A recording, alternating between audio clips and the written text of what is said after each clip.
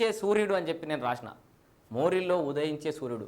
So అక్కడ సూర్యుడు అక్కడెక్కడనో తూర్పున ఉదయిస్తే ఈ పారిశుద్ధ కార్మికులంతా మోరిలోంచి ఉదయిస్తారు పొద్దుగాలు లేస్తే. సో వాళ్ళ గురించి నేను 4 ముక్కలు రాసిన. మీకు ఎవరైనా చూడండి.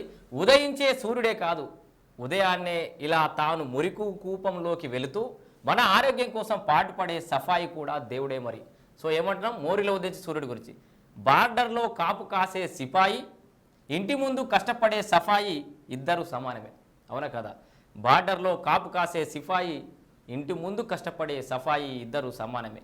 మలినాల్లో మెదులుతూ తన ఆయువును తగ్గించుకుంటూ మన ఆయుష్ పెంచుతూ ముందుకు సాగే నిస్వార్థ జీవి సఫాయి. సభలు జరిగాక సఫాయి, సంతర్పణలు జరిగాక సఫాయి, పూజలు జరిగాక సఫాయి. ఇలా ఎవరైనా జరిగిపోతే సఫాయి, ఏదైనా జరిగితే సఫాయి. ఇలా అన్ని విషయాల్లో సఫాయి పాత్ర చివర్లోనే.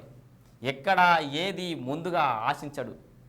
అయినా ఎందుకో ఈ సమాజానికి చిన్న చూపు. ఒక్కటి చెప్తున్నా, గుర్తుపెట్టుకోండి. మీరు చిన్న చూపు చూస్తే అతనికి అలవాటైన జీవితమే. ఇది మళ్ళీ రిపీట్ చేస్తున్నా చూడండి. ఒక్కటి చెప్తున్నా, గుర్తుపెట్టుకోండి. మీరు చిన్న చూపు చూస్తే అతనికి అలవాటైన జీవితమే. ఎందుకంటే సఫాయికి మీరు చిన్న చూపు చూడడం ఆయనకు అలవాటైన జీవితమే. కానీ అదే అతను చిన్నగా చూసి సేవ చేయడం మరిస్తే ప్రకృతి కన్నెర్ర చేసినట్టే. ఒక్కరోజు ఆయన సేవ చేయడం మానేసి మోరీలు పారిశుద్ధం ఎక్కడెక్కడ వదిలేస్తే ప్రకృతి కన్నెర్ర చేసినట్టే. ఇప్పటికే మీ మనసులు చెత్తకుండి, అటుపై మీ జీవితాలే చెత్తకుండిలా మారుతాయి. సో ఓ సఫాయి, లేడెవ్వడు నీకు మించిన సిపాయి అని చెప్పిన. సో సఫాయి అనేటోడు మోరిలోంచి ఉదయించే సూర్యుడు అని చెప్పేసి నేనే రాసిన. మీకు సందర్భం వచ్చింది కాబట్టి చూపించాలనిపించింది. సో